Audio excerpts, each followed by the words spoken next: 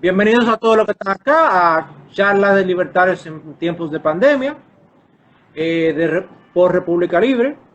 En el día de hoy nos acompaña la directora o coordinadora de 20 Venezuela en Carabobo, Community Manager de Pan Am Post en español, eh, amante de los gaticos y libertaria, mi amiga Bárbara.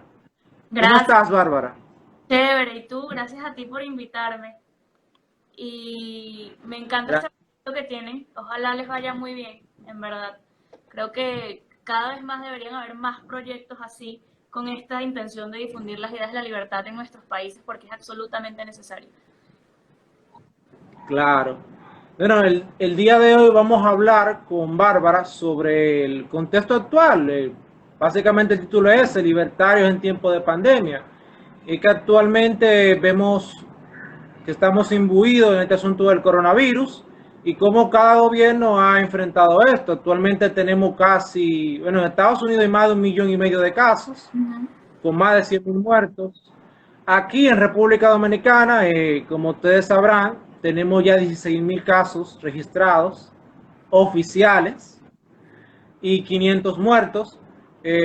Se dice, y es muy probable que exista un subregistro, no sé cómo ya estarán en Venezuela con eso, el coronavirus.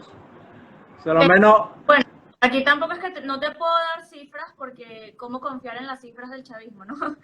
Pero sí, sí.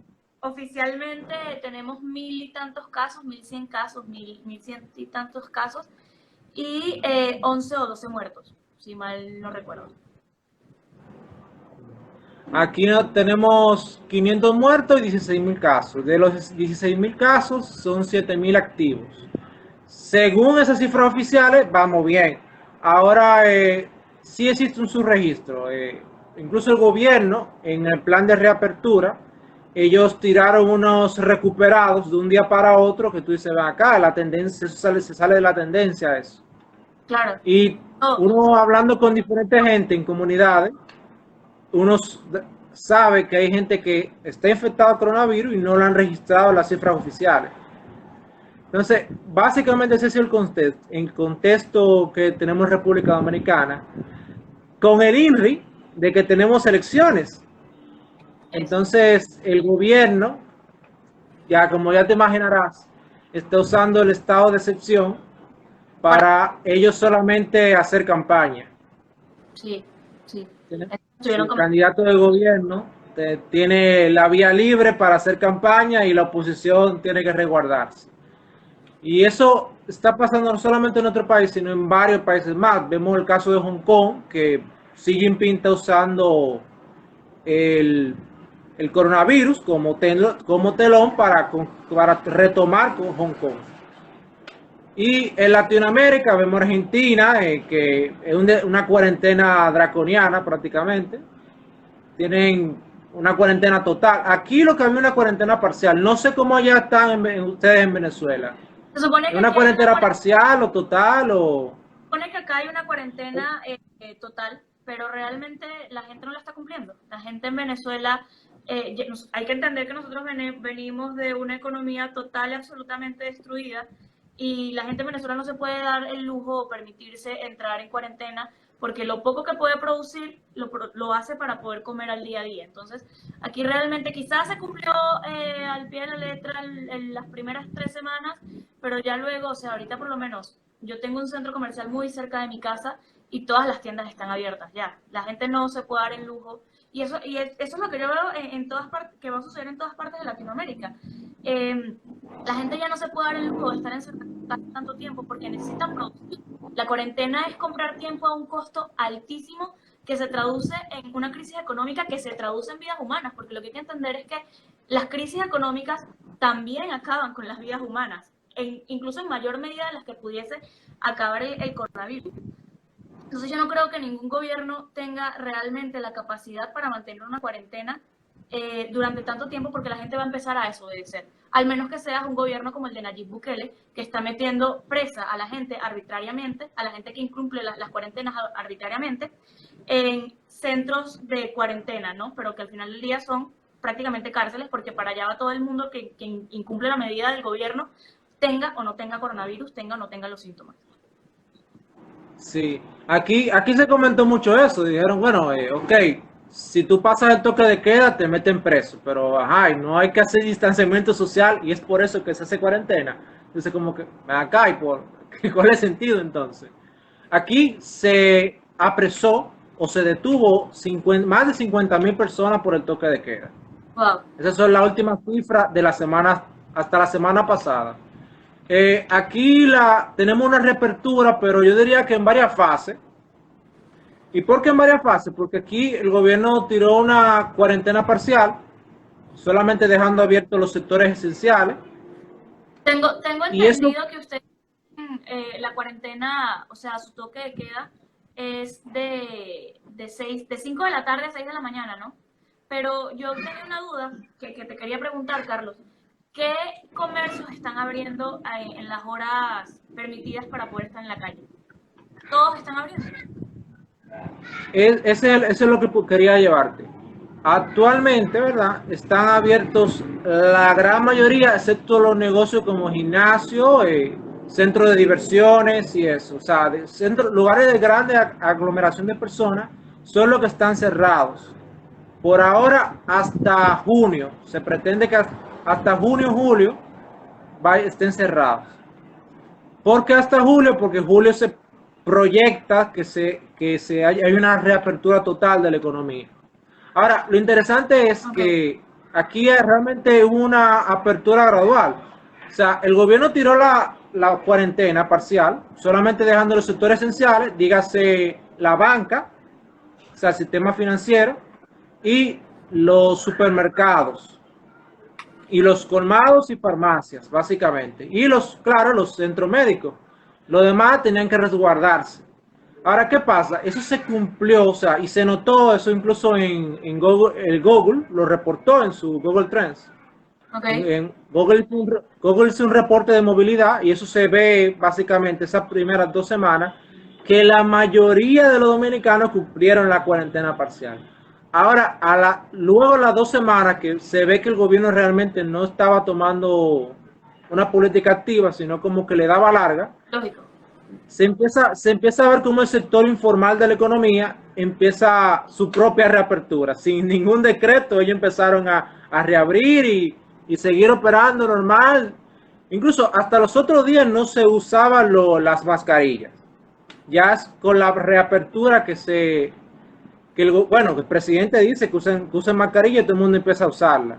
Es que ese es el gran problema de los gobiernos en este momento, que pareciese ser que su único plan es una cuarentena. Y yo te voy a decir algo, yo en un principio estuve de acuerdo con una cuarentena, creí y creo que en ese momento era necesaria una cuarentena, pero hay que entender, como lo dije al principio, que la cuarentena es comprar tiempo para implementar otras medidas a un costo altísimo. No es posible que la única política de los gobiernos sea cuarentena, estado de alarma, y que se vaya extendiendo, ya vamos por el tercer mes, y en realidad no vemos un plan B de ningún gobierno, de ningún gobierno de la región, para empezar a hacerle frente a la crisis económica y además entender que ya no podemos seguir cerrando la economía y que vamos a tener que abrir y empezar a convivir con este virus. Sí, yo al principio, o sea, yo estoy usualmente escéptico realmente de las diferentes medidas que se han tomado, pero yo creo ahora mismo, estoy convencido que el enfoque de acción temprana ha sido el más efectivo. O sea, como hizo Sur Corea y Taiwán, yo creo que esa era la forma de realmente enfrentar el problema. Yo creo que la clave ya luego de que el coronavirus está en los testeos, en la cantidad de testeos. Hay que ver cuánta gente está testeando Sur Corea, está testeando Taiwán, está testeando Suecia, que son los casos de éxito que podemos ver. La cantidad de testeos que ellos hacen no es comparable con la que nosotros tenemos acá. No tengo las cifras, pero sé que es reconocido por las testeos que hacen. Es la única forma de poder ponerle un freno al virus, porque es la única forma que tú puedes controlar. Bueno, hay tantos enfermos, a esta gente sí hay que tenerla en cuarentena, que fue lo que hizo Sur Corea en un principio. Para poner nada más a ciertas personas en cuarentena y no cerrar por completo el aparato productivo del país. Claro, porque o sea, la cuarentena exactamente es tú, la gente que esté enferma, tú excluirlo, no todo el mundo tú encerrarlo. O sea es el concepto errado. Ahora, actualmente que tenemos ya el contacto, la transmisión comunitaria, yo creo que ya ahí estamos realmente en un campo de penumbra. O sea, realmente no sabemos cuál sea la política más efectiva. Yo creo que ¿Un si campo de hubiéramos qué? tomado el papel de ¿No? sectores, Transición ¿cómo? comunitaria, dijiste. No te entendí bien. Transmisión comunitaria. Ok, ¿a qué te refieres con eso? La transmisión comunitaria ya cuando el virus ya se transmite entre personas del mismo país. O sea, porque recuerda que en Ah, principio tiene que venir alguien de Estados Unidos, de China o de Italia, que fue el que principalmente claro, transmitió entiendo, en Latinoamérica. entiendo. Ahora, en República Dominicana teníamos unos casos que se podían verificar rápidamente por pruebas rápidas. Pero el gobierno le dio larga y llegamos a un punto de que la transmisión comunitaria era muy alta. Incluso tuvimos que cerrar una provincia del norte del país. Y realmente las pruebas que se han hecho hasta ahora son todavía insuficientes. O sea, Claro. se están haciendo, ahora que se están haciendo 2.000 pruebas diarias en un país que tiene 10 millones de habitantes, tú te podrás, bueno, pero al principio, las primeras semanas, se estaban haciendo 200 y 300 pruebas. O sea, hay un porcentaje que se llama porcentaje de positividad, de 100 pruebas, ¿cuántas dan positivo? Si se hace masivamente, el porcentaje que se tiene que dar es una positividad de un 5 o un 8%. Pero en nuestro caso, todavía hasta la semana pasada la positividad era de un 25%. O sea, de cada 4 pruebas que se hacía, una persona estaba infectada. O sea, para que tenga más porcentaje de pruebas que se están haciendo. Como te decía, actualmente siguen subiendo 500 casos diarios básicamente y con la sospecha de que existe un subregistro, no sabemos realmente cómo vaya a pasar la cosa aquí. Según yo he estudiado, la pandemia de gripe en 1918 se transmitió en 3 olas y es posible que esta tenga 3 olas también. Incluso ya hay casos ya en China se han registrado casos de segunda ola Eso de es lo que retransmisión. con ninguna pandemia en ningún momento, porque esto no, o sea, esto es un caso sin precedentes, no porque no se hayan dado otras pandemias o otras situaciones que requiriesen estado de alarma, sino porque es la primera vez en la historia, creo, de la humanidad en la que se para por completo de la noche a la mañana el sistema productivo. O sea, la respuesta de todos los gobiernos al mismo tiempo fue detengan todo, o sea, paren todo que nos estamos enfrentando a esto. Y yo creo que, como tú dices, si vamos a enfrentarnos a 2 o 3 olas más de esta pandemia, no podemos permitirnos cerrar la economía por completo por 3 veces, o sea, 3 veces más. Claro. Nada más En el caso, con este tiempo que llevamos de confinamiento, nada más con este tiempo que llevamos en confinamiento, la ONU ya dice que en nada más en Latinoamérica vamos a tener 14 nuevos millones de pobres, entre 14 y 20 millones de pobres. O sea, imagínate lo que eso se pudiese significar. No va a morir gente nada más por coronavirus, va a morir gente de hambre, literalmente. claro, sí.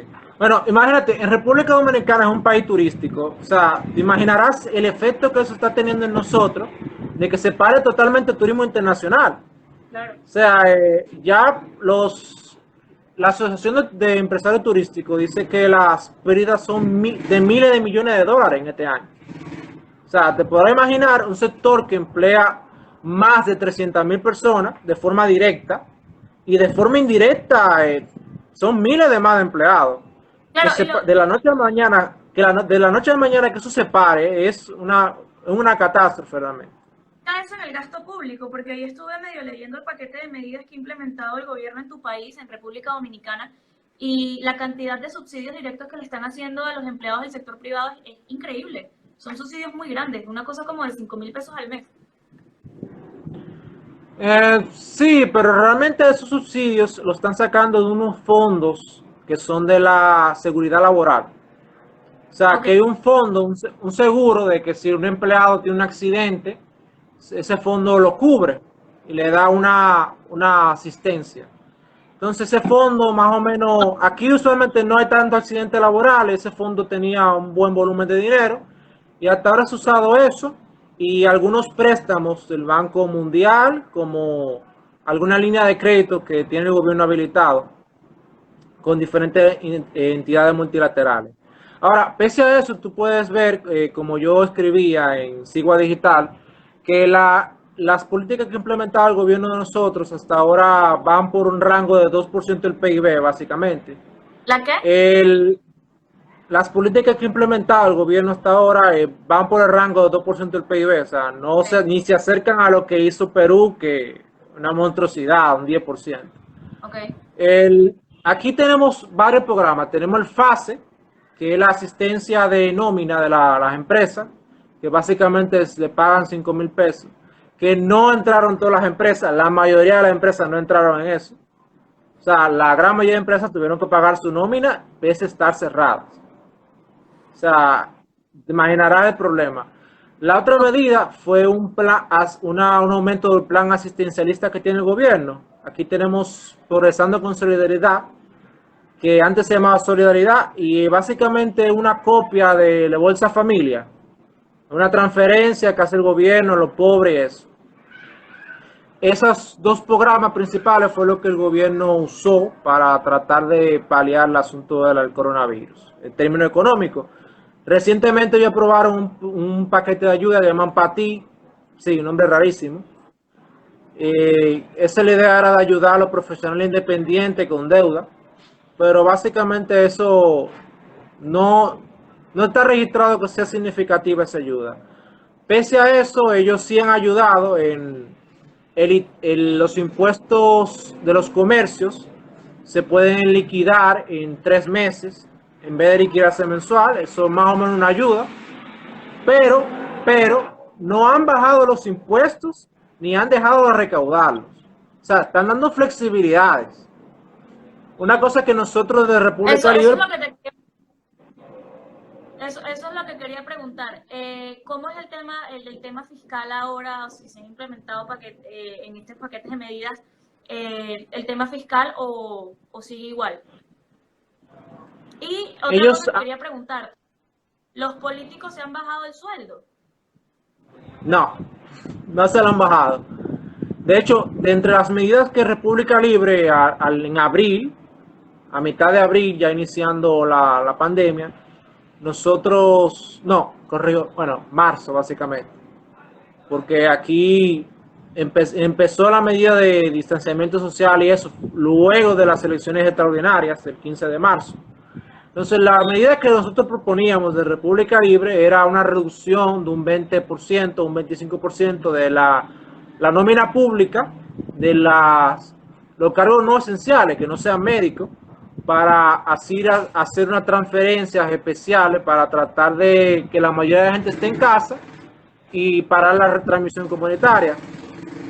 Entre otras medidas también de reactivación económica que nosotros proponíamos, era una parcial cesación de impuestos.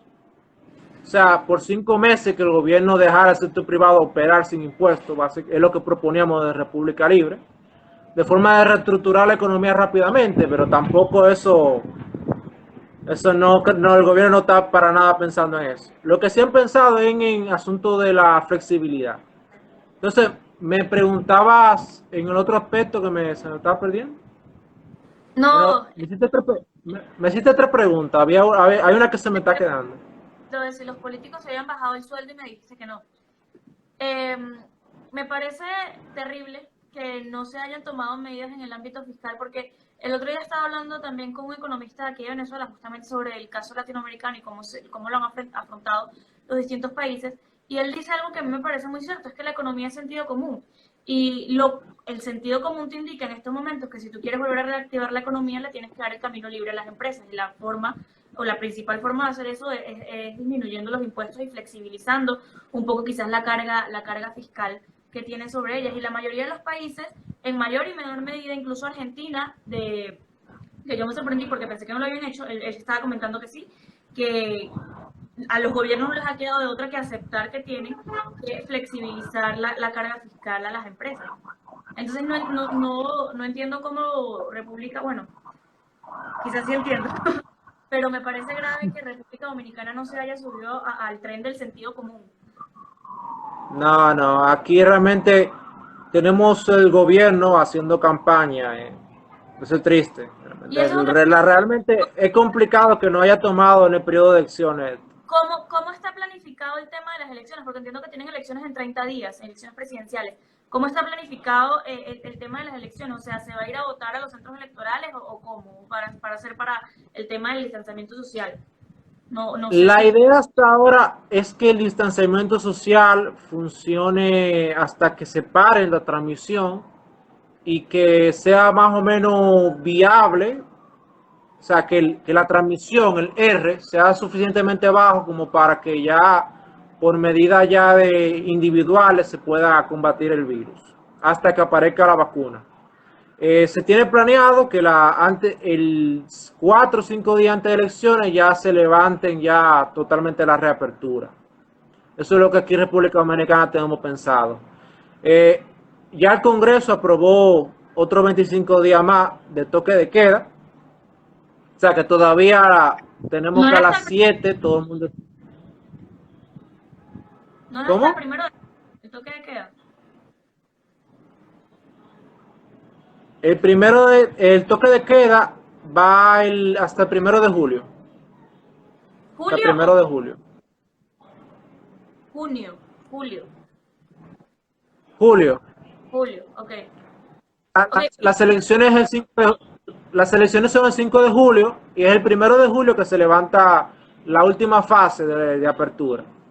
Eso es lo que tiene planificado el gobierno y que el presidente anunció la semana pasada en un discurso el domingo. ok. Pero No, continúa, ah, te escucho. sí, hasta ahora no se ve medidas claras de que vaya a funcionar realmente. Eso O es sea, lo que quiero decir. ¿Qué pasa si en realidad los contagios no disminuyen? O sea, se está planteando que puede haber una abstención significativa, lamentablemente, en las elecciones. ok. Eso es lamentable, es posible que haya una abstención significativa. Ustedes tienen 20 años con el mismo partido político, ¿no? ¿Cuál es que es el nombre del partido? ¿El PAC? El PLD, Partido de la Liberación Dominicana. El PLD. Sí, un partido que se fundó por Juan Bosch, básicamente de una escisión del Partido Revolucionario Dominicano. En general, para no alargar mucho la historia, son partidos de una tendencia socialdemócrata. En República Dominicana lo que es un consenso medio extraño socialdemócrata. Todos los partidos son socialdemócratas y tú la oposición realmente se opone a que ellos tengan el poder. O sea, no hay una oposición a la política en concreto, sino a quien la implementa. Entonces hay mucha gente que llega al punto del cinismo y dice, bueno, a veces la política dominicana es quítate tú para ponerme yo. No hay un verdadero cambio. Claro. Sí, te entiendo. Eh, bueno, retomando el tema de la pandemia, yo quería hacer énfasis también en que es muy difícil para los ciudadanos y para los gobiernos quizás también poder hacerle frente a la pandemia por toda la información que se ocultó desde la OMS y desde Wuhan, China, ¿no? Porque hay que tener en cuenta, o sea, para poder entender lo que está pasando ahorita, hay que tener en cuenta que desde el inicio de la pandemia China censuró información, todos los médicos que pretendían informar y alertar de lo que estaba sucediendo, bueno, unos fueron asesinados, dados por muertos, otros fueron encarcelados, entonces creo que también, de cierta forma, en un primer inicio, decir que alguien tenía la clave secreta para hacerle frente a la pandemia era errar de arrogante o pecar de arrogante, porque es que ni siquiera entendemos realmente cuál es el comportamiento del virus por toda la información que se nos ha... Que se nos ha... Claro, sí. Sí, y eso es lo que yo te iba a decir. O sea, en China tenían más o menos información de cómo se comportaba el virus a finales de noviembre. Y es para diciembre que ellos vienen a dar una información más o menos de valor a la OMS, pero todavía el 15 de enero ellos negaban desde la OMS que había transmisión comunitaria. Es a finales de enero que básicamente la OMS sí, dice, sí, hay que, esto es más peligroso de lo que pensábamos y hay que tomar medidas. O sea, estábamos trabajando con los ojos vendados prácticamente. Sí, Aunque, ese es el problema, ¿no? Ese es el aunque tema y los de allí viene todo. países cercanos, como son Sur Corea y Taiwán, por tener un servicio de inteligencia más eficiente, ellos sí verificaron que había un asunto moviéndose raro y tomaron la medida de rigor.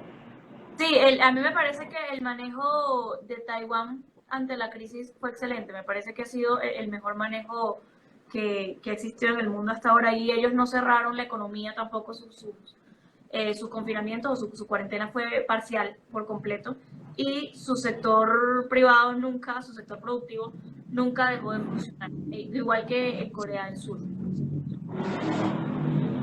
Ahora, volviendo a la realidad dominicana y venezolana, en este momento de cuarentena la gente lo ha tomado de diferentes formas. Por ejemplo, yo recientemente hice un gimnasio por Zoom, online, o sea, estamos haciendo ejercicio todo el mundo desde casa, porque los gimnasios en República Dominicana, para los que están escuchando, lo abren en julio los gimnasios. Bueno, creo que O sea que, el cierre de los gimnasios es una situación generalizada o sea, en todos lados. sí. Entonces, hemos tomado un grupo de amigos esa solución individual de hacer entre todo ejercicio en casa. Ahora, otra cosa que ha parecido interesante es que, Formar la forma en la que coincidimos los negocios, ¿no? Eh, bueno, lo decía Harari que el mundo post pandemia va a ser totalmente distinto como lo conocemos y creo que tiene mucho que ver en cómo van a empezar a surtir los negocios tipo los gimnasios, ¿no? Creo que se van a tener que transformar. yo entiendo que hay negocios principalmente en el sector de los servicios relacionados específicamente con centro de llamada. Eso van a evolucionar real y efectivamente después de la cuarentena. Ahora, el real peligro es que los gobiernos están acostumbrándose a gobernar con estado de excepción y con medidas de control social. No, y En no el solo los caso de... gobiernos, los ciudadanos se están acostumbrando a eso, que es lo más peligroso, porque parece que la cuarentena fue la excusa perfecta para todos los gobiernos de implementar las medidas que siempre quisieron implementar. Bueno, los que tenían sueños húmedos con totalitarismo fue la excusa perfecta para implementar las medidas totalitarias que siempre quisieron implementar y que además Sí. el pueblo, la gente se los aplauda, ¿no? Porque lo que está sucediendo en El Salvador con Nayib Bukele es escandaloso, un tipo que no respeta en lo absoluto el Estado de Derecho y que es capaz de detener arbitrariamente a la gente para mandarlos a centros de cuarentena porque simplemente violaron la cuarentena y así no tengan coronavirus, todos tienen que ir detenidos, esto es escandaloso y que además la gente dentro del país y fuera del país vea eso como un ejemplo, ¿no? Los extranjeros vean eso como un ejemplo. Porque es increíble la Sí, cantidad de gente que hoy está en las redes sociales alabando a Nayib Bukele. Cuando sí, lo del tipo lamentablemente. es un Lamentablemente en mi país se encuentran muchos Bukele fans y eso es triste porque realmente es una persona que desprecia la sociedad, las instituciones de la libertad. O sea, él entró con el ejército al Congreso, una cosa que uno creía que ya era historia. Y así los es. otros días, al Congreso no aprobarle el estado de excepción, una extensión, él lo decretó. O sea, él dijo, no, yo soy la ley aquí. No, O sí, sea, no. Y también cuando la sala constitucional le dijo que lo que él estaba haciendo violentaba las libertades civiles de los salvadoreños, él simplemente se pasó muy por donde sea creo que fue una recomendación, no, la sala constitucional hace recomendaciones, se me fue la palabra. Pero bueno, le pidieron que dejara de hacerlo y él simplemente dijo que no lo iba a hacer, o sea, se pasó a la sala constitucional por donde quiso y siguió con su plan. Se Sí. está saltando el Estado de Derecho. O sea, se está aceptando el poder legislativo y el judicial, Claro, básicamente. claro. O sea, en términos, en resumen, es un protodictador, básicamente. Es un Claro, protodictador, en resumen. el tema es que es un pichón de dictador. A mí me gusta decirle así. Nayib Bukele es un pichón de dictador. De hecho, yo veo Sí. eh, sus videos y sus ruedas de prensa y de cierta forma me recuerda bastante a cómo actuaba Hugo Chávez, el mismo despotismo que tenía Hugo Chávez desde el principio. Sí, muchos amigos míos lo han comparado con Chávez, pero dicen que Chávez sin carisma, lo cual yo no sé, o sea, no sé si tú me podrías hablar de eso. Yo no conozco mucho de Chávez realmente, pero me imagino que ustedes de Venezuela sabrán si es o no así, que él es como un Chávez sin carisma y con menos ideología todavía, porque Bukele no reclama ninguna idea o filosofía política específica. Lo que me preocupa es que el tipo en realidad tiene carisma y por eso ha logrado convencer a todos de sus locuras y que todo el mundo le aplauda sus payasadas. Ese es el tema, ¿no? Que es un millennial, lo ven como el presidente millennial.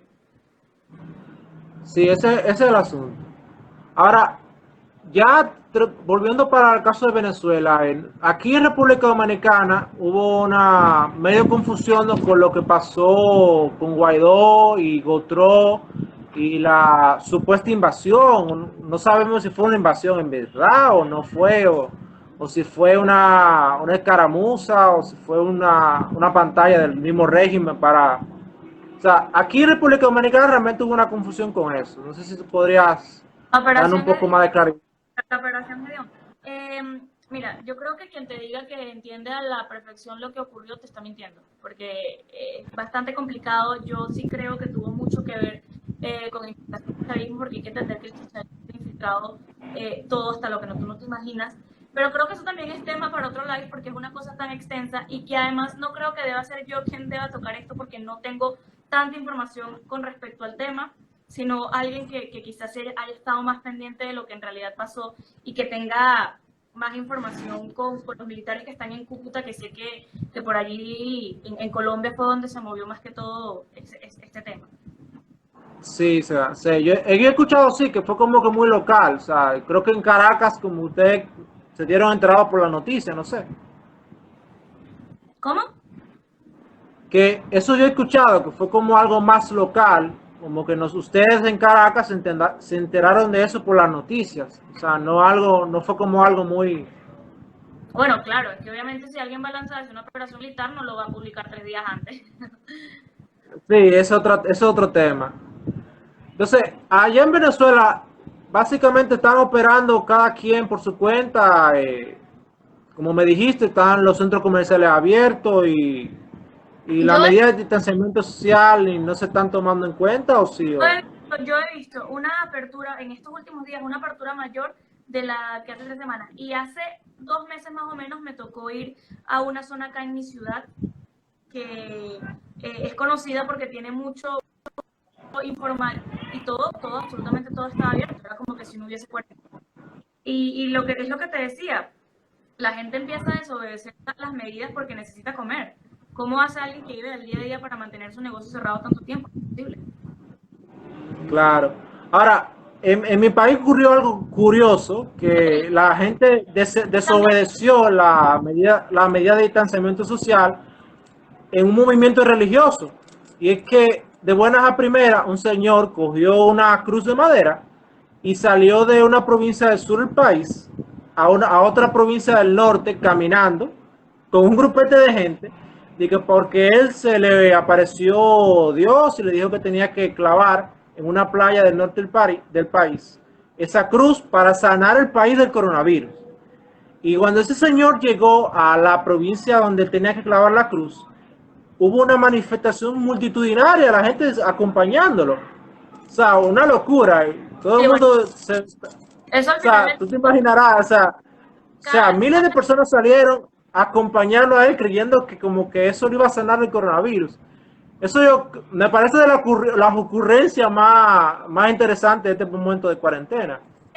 Cuando yo ¿no? estuve en Santo Domingo, yo sí me pareció que ustedes son una comunidad, o sea, un país muy, muy religioso, sobre todo en temas, no tanto católicos, sino que son más evangélicos. Al final del día yo dejo, o sea, y estoy de acuerdo con que la gente crea lo que quiera. Si quieren creer que esa es la forma de salvarse del coronavirus, está bien. Lo que sí me parece es peligroso porque eso entonces pone en riesgo a más cantidad de gente. Claro, sí. Y eso incluso lo utilizó el gobierno para hacer campaña, porque justamente el alcalde era de la oposición y había recientemente ganado. O sea, era una alcaldía del partido de gobierno, había pasado a la oposición, entonces usaron para hacerle campaña en contra. Ahora, eso es Como un para hecho que echar la... realmente será recordado. Y de los primeros casos de transmisión comunitaria, una señora que ya fue al hospital con coronavirus y ella se regresó a su casa atento a ella. Y eso fue una cosa que todo el mundo le hizo hasta memes y todo, realmente. No sé qué evento ha sido ocurrencia que tú digas, ve acá, qué raro, o sea, que tú nunca hubieras pensado que iba a pasar en Venezuela. Aquí ocurrencias, no sé, pero lo que sí te puedo decir es que el tema de la pandemia le ha caído como anillo al dedo al chavismo, porque están demostrando que ellos tienen el poder y que son ellos quienes lo ejercen, y que lamentablemente Guaidó, que ya venía con su imagen y su popularidad bastante baja, lo terminaron de enterrar. Porque de un día para Sí. otro, a pesar de que las cifras del chavismo no son creíbles, todo el mundo empezó a estar pendiente de qué decía Delcy Rodríguez por la televisión, cuántos casos habían, qué decía el chavismo, cuáles eran las medidas. Entonces, yo creo que la pandemia de cierta forma fortaleció al chavismo lamentablemente y además la han utilizado también para perseguir a opositores, porque bajo la excusa Sí. de coronavirus era obvio que eso era lo que iba a suceder. Yo espero que por lo menos esta situación no afecte realmente el resultado de las elecciones, que podamos realmente cambiar de gobierno. Y nada, ya tenemos que ir cerrando, Bárbara, y realmente gracias por participar con nosotros de República Libre. Espero que la próxima vez que hablemos con una Venezuela libre, realmente. Ojalá, Espero ojalá. que sí. No, gracias a ustedes por la invitación, Carlos, y a tu equipo. En verdad, muchos éxitos con su proyecto.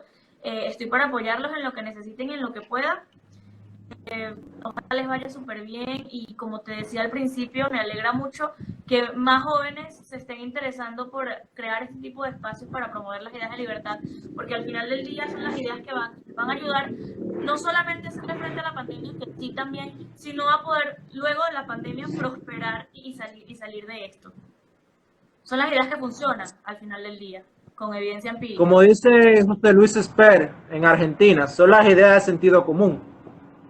Así es, como me decía mi amigo Oscar Torreal en un live pasado, la economía es cuestión de sentido común. Es así. Yo creo que nos quedamos con esa frase, realmente. Nada, gracias, Buenísimo. Bárbara. A ti, Carlos, chao, hasta luego. Gracias por la invitación. Chao. Bye.